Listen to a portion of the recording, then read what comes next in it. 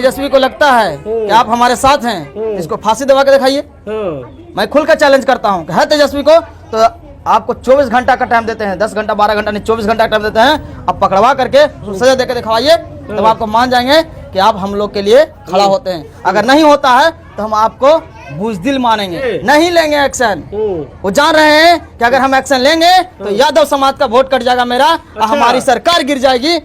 आप क्या साबित करना चाहते हैं? क्या दलित यहाँ मर जाए, आपके सामने न हो खड़ा? यहाँ पढ़ने की जो एजुकेशन, जो संविधान हमारे बाबा साहब ने दिया है, उस संविधान को न पढ़े? अगर ये चीज है तो इससे बेटा नहीं है, हम नहीं डरेंगे। वादा कर लोगों को बिहार में केस होना चाहिए कि नहीं, उनके ऊपर भी होना चाहिए। बिहार पुलिस को हिम्मत है पकड़ के। जब से नीतीश कुमार जी बीजेपी छोड़कर राजद के साथ मिलकर सरकार बनाई है बिहार में, तब से विपक्षी दल हो, दलाल पत्रकार हो, सबको मिर्ची लग गई है। सबको कोई भी कांड होता है तो नीतीश कुमार जी नहीं दिखते, तेजस्वी यादव जी दिखते हैं। क्यों? बिहार के मुख्यमंत्री नीतीश कुमार हैं या तेजस्वी यादव हैं? बिहार का गृह मंत्रालय, प्रशासनिक विभाग किसके पास है? माननीय नीतीश कुमार जी के पास।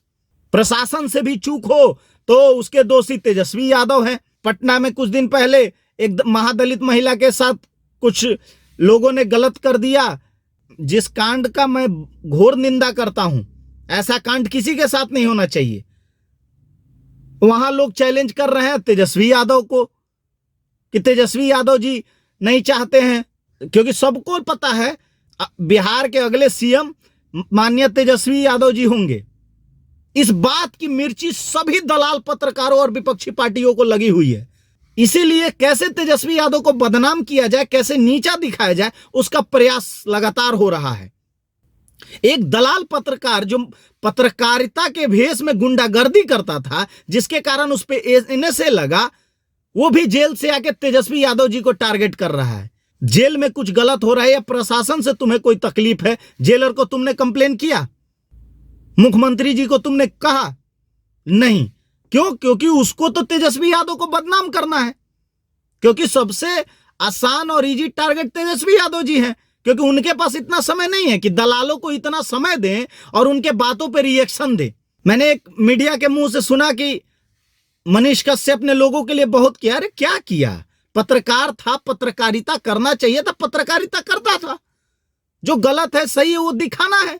अगर तुम वो चीज दिखाओगे तो क्या तुम बिहार की जनता पे एहसान कर रहे हो? अरे बिहार ही ऐसा एक राज्य है जहां अन्य राज्यों से दलाल बुलाकर बिहार सरकार को बदनाम करने के लिए मीडिया का टैग लगाया जाता है।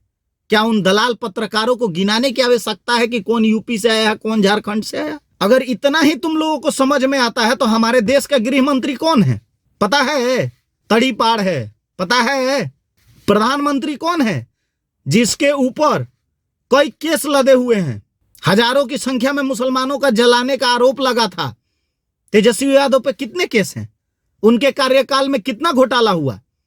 उनके मंत्रालय में कितना घोटाला हुआ? कुछ नहीं है तुम लोगों को बोलने के लिए। शायद बिहार की जनता को इन दलाल पत्रकारों ने मूर्ख समझ लिया है, जो अन्य राज्यों से भी आकर अपनी टीआरपी बढ़ाने के लिए बिहार के नेताओं को, बिहार के सरकार को बदनाम करने में कमी नहीं छोड़ते। अरे पत्रकार हो, अगर कहीं गलत हो रहा है उसको तुम दिखाओ, उसका स्वागत है। बिहार में 900 करोड़ का गिरा तो गुजरात में 1800 करोड़ का गिरा, लेकिन ये दलाल पत्रकार वहां नहीं जाएंगे। क्यों जाएंगे? तो जेल में डाल दिए जाएंगे। यहां तो उनको पूर्ण रूप से स्वतंत्रता है। सरकार को गाली दो या कुछ भी कहो, पूछने वाला कौन है? इतना छूट इन दलाल पत्रकारों को बिहार में ही मिला है। इसी का नतीजा है कि बिहार राज्य को बदनाम करने में ये लोग कोई कमी नहीं छोड़ते।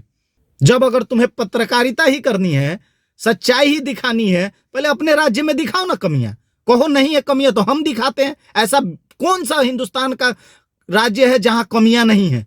लेकिन बिहार एक ऐसा राज्य है जहां किसी भी पत्रकार को कोई सरकार कुछ भी बोलने की छूट देती है, उनके ऊपर कार्रवाई नहीं करती, जिसका नतीजा है आज एक दलाल पत्रकार पे एनएसए लग गया। अगर उस दलाल पत्रकार पर पहले ही रोक लगा दी गई होती तो यह नतीजा नहीं आता।